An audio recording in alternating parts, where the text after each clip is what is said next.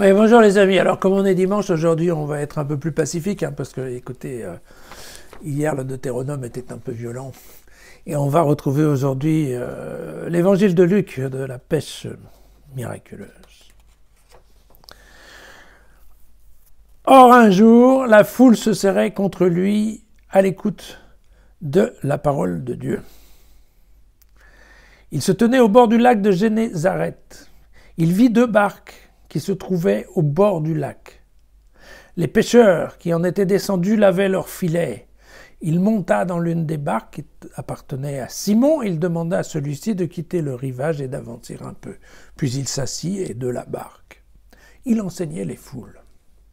Quand il eut fini de parler, il dit à Simon, « Eh bien, avance en eau profonde et jetez vos filets pour attraper du poisson. » Mais Simon répondit, « Mais maître, nous avons peiné toute la nuit sans rien prendre. Mais bon, sur ta parole, je vais jeter les filets. » Ils le firent et capturèrent une grande quantité de poissons. Leurs filets se déchiraient. Ils firent signe à leurs camarades de l'autre barque de venir les aider. Ceux-ci vinrent et ils remplirent les 2 barques au point qu'elles s'enfonçaient. À cette vue, Simon-Pierre tomba aux genoux de Jésus en disant « Seigneur, éloigne-toi de moi, car je suis un coupable. »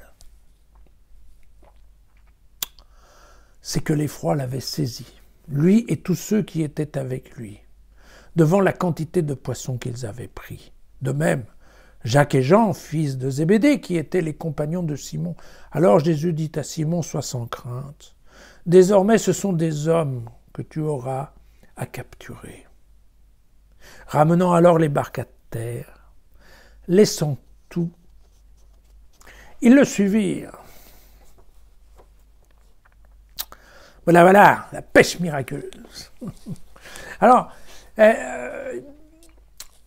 en fait, ce qui est intéressant dans ce passage, c'est qu'on comprend très bien comment marche le fameux système des logions, c'est-à-dire des bouts de phrases, qui sont dans ce qu'on appelle la source Q. Je vous rappelle en allemand « Quelle », c'est-à-dire, en fait, un réceptacle, entre guillemets, de phrases qu'on pense être des phrases de Jésus, mais qui sont un petit peu rangées en vrac, voilà. Et en fait, ce qui se passe, c'est que les évangélistes, surtout Matthieu et Luc, parce qu'on ne pense pas que Marc ait eu accès à cette source, eh bien, vont piocher les mêmes morceaux de phrases pour constituer leur évangile, et ils vont mettre ça, eh bien, un peu à des endroits différents de leur évangile. Alors c'est intéressant, pourquoi? Parce que dans ce cas-là, on a une bonne illustration de qu'est-ce qu'on peut faire. L'histoire, c'est quoi? C'est la création de l'équipe. C'est le choix fait par Jésus d'attraper Pierre, Jacques, Jean. D'accord? Bien. Et puis André, bien sûr, excusez-moi. Donc, comment ça se passe? Vous avez l'histoire de Marc, qui est globalement l'histoire de Matthieu. C'est que Jésus passe le long du lac de Tibériade et qu'il voit des pêcheurs qui sont là. Alors, dans un cas, ils sont dans une barque, dans l'autre, ils sont au bord en train de ramasser leurs filets ou de réparer les filets. Et Jésus passe et il leur fait signe et les types plantent tout et le suivent. Voilà. Et donc, ça peut paraître un peu bizarre parce que je dois vous dire qu'on a du mal à s'imaginer cette scène d'un type inconnu qui passe et qui leur dit « Toi, viens, suis-moi » et tout le monde suit sans discuter. Mais bon, c'est la façon dont l'histoire est écrite. Et encore une fois, quand on est dans ces histoires de chrétienté, de religieuse, eh bien, bon, voilà, croire ça n'est pas forcément plus compliqué que de croire en la résurrection. Donc, vous voyez, on peut très bien imaginer l'inimaginable. Donc ça, c'est la version de Marc et la version de Matthieu est très proche. Et puis, vous avez la version de Luc qui est un peu plus sophistiquée, qui se passe, elle aussi, au début de l'Évangile, qui correspond aussi à la création de l'équipe. Mais là, Luc va chercher cette histoire de pêche miraculeuse qu'il a dû trouver lui aussi, quelque part, dans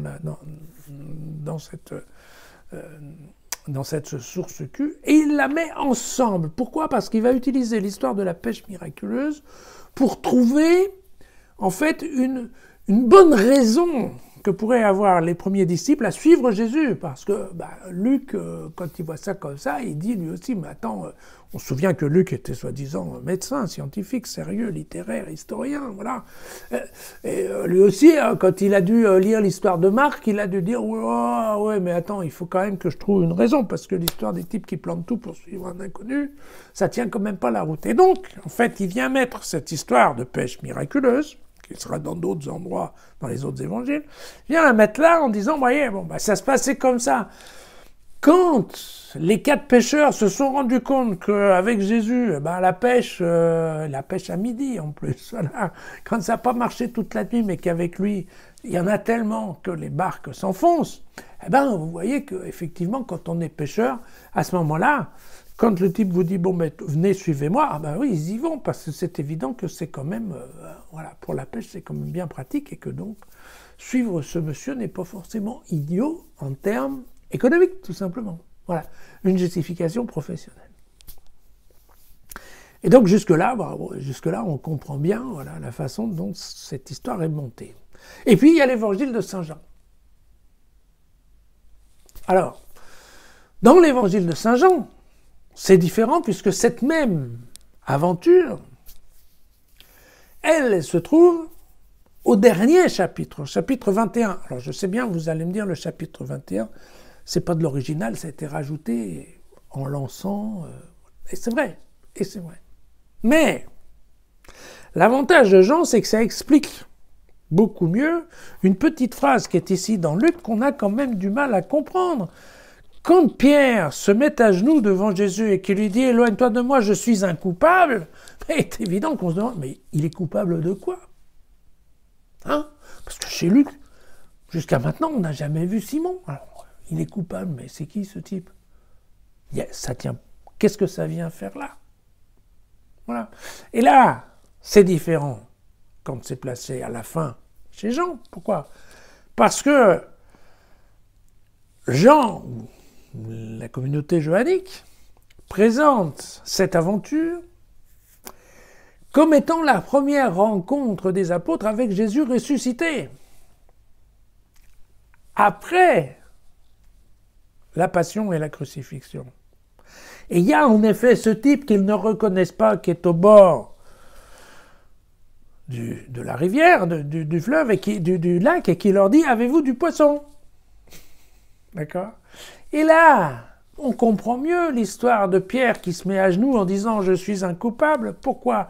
La dernière fois que Pierre a vu Jésus, c'était au temple, ou dans le palais, plus exactement, non, c'était au palais de Pilate, dans la cour du palais, où Pierre a renié 3 fois. Vous vous souvenez, la fille qui lui disait « Mais toi, tu étais avec eux, tu étais des leurs. » « Non, je ne le connais pas. 3 fois. Et là, on comprend beaucoup mieux chez Jean qu'effectivement, à un moment où Simon, qui est en train de se dire, Pierre le reconnaît, et le premier qui le reconnaît. Premier. Et bien là, il se trouve confronté, en effet, à un sentiment de culpabilité qui est important. Puisque là, il est obligé de dire, oui, je suis coupable, Jésus, c'est vrai, je t'ai renié 3 fois, j'aurais pas dû le faire. Et on sait bien que dans ce chapitre 21, on aura ensuite Jésus qui va lui demander, Pierre, m'aimes-tu? Et on se souvient que les 3 fois, mais oui, Seigneur, je t'aime, de telle façon à effacer les 3 reniements. Voilà. Et donc, voilà la façon dont 4 évangélistes utilisent 4 histoires, un petit peu différemment. Bon, évidemment, vous allez me dire que si on s'en tient à la version de Luc, en fait, il dit qu'il est coupable parce qu'il doit se sentir pécheur, parce que Luc et les autres ont dû se rendre compte devant cette pêche miraculeuse que probablement ils étaient en présence de Dieu. Et on se souvient bien que tout homme qui se trouve en présence de Dieu a peur. On se souvient de Moïse au buisson ardent. Donc, effectivement, ça peut être cette idée, mais vous voyez que le terme coupable ne correspond pas très bien à cette situation de pécheur. Quand même, à mon avis. Voilà. Donc, on peut se douter qu'effectivement, c'est vrai que, historiquement, si on veut bien, probablement, cette histoire de pêche miraculeuse, elle est un peu mieux située dans l'évangile de Jean, c'est probablement plus conforme avec ce qui s'est passé que dans les trois synoptiques. Voilà. Mais bien, une fois que cette question rédactionnelle a été éclaircie, on comprend bien que l'évangile de Luc, encore une fois, l'important, c'est de se demander qu'est-ce que Luc veut nous dire. Bon. Et Luc, qu'est-ce qu'il veut nous dire? Il veut nous dire, d'une part, la pêche, ça ne marche pas de la même façon si Jésus est là ou s'il n'est pas là. Donc typiquement, l'homme, la capacité de l'homme n'est pas la même avec Dieu ou sans Dieu.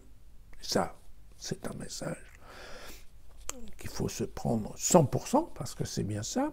Et puis le deuxième message qu'il y a là, c'est l'histoire des deux barques. Et en effet, les deux barques, vous le savez, ça correspond globalement aux deux types d'églises, avec l'église judéo-chrétienne et l'église pagano-chrétienne. Et je vous rappelle que Luc est un ardent défenseur d'une église plutôt